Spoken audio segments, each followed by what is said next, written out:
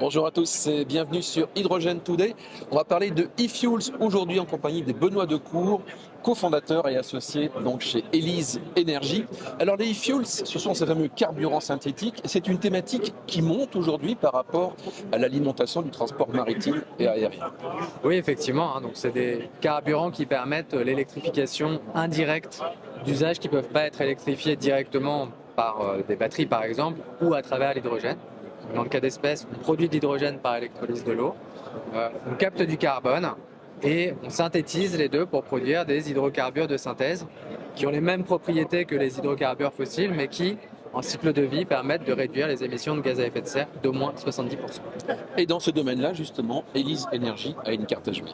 Effectivement, Élise Énergie, nous on s'est positionné dès le démarrage de l'entreprise en 2020 sur ce segment. Donc, on travaille sur deux types de molécules, l'électrométhanol qu'on destine à l'industrie comme intrant matière première en remplacement du méthanol qui est déjà utilisé, dans le transport maritime que vous évoquiez, et puis les carburants d'aviation durable évidemment pour le transport aérien.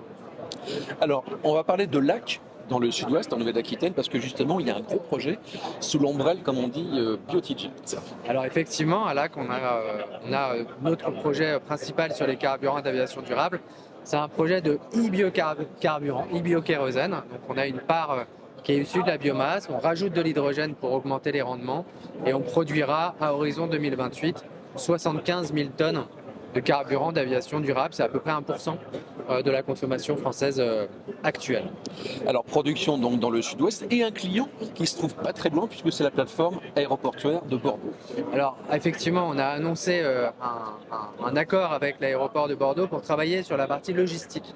Donc, comment ce produit qui va être produit en Nouvelle-Aquitaine, sur ce bassin de lac qui historiquement était une terre de production gazière dans notre pays, comment ce kérosène peut être amené à un client, une compagnie aérienne, par exemple sur l'aéroport de Bordeaux, et comment concrètement on va le distribuer, le mettre à la consommation, le stocker.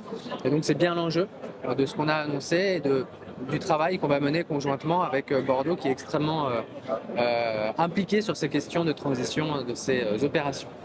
Un autre projet en France dont on peut parler, dans le Roussillon. Oui, effectivement, un deuxième projet, EM Rhône, qui est en vallée du Rhône, à 60 km au sud de Lyon, sur une plateforme chimique des Roches Roussillon. Et c'est un projet de 150 000 tonnes de production de méthanol qu'on mène notamment avec Lafarge.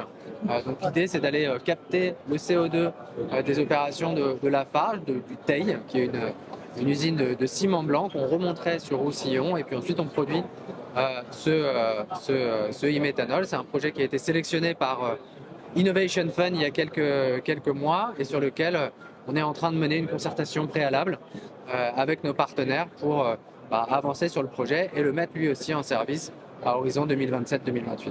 On parle ici de projets dans l'Hexagone, mais il y a également d'autres choses qui se passent notamment dans le sud de l'Espagne, enfin en tout cas en Espagne, dans le sud de l'Europe. Effectivement, en Espagne, nous, on est présent effectivement sur ces deux géographies. Donc en France, parce qu'on est convaincu que notre mix électrique bas carbone nucléaire nous donne un avantage compétitif dans la phase de marché dans laquelle on est.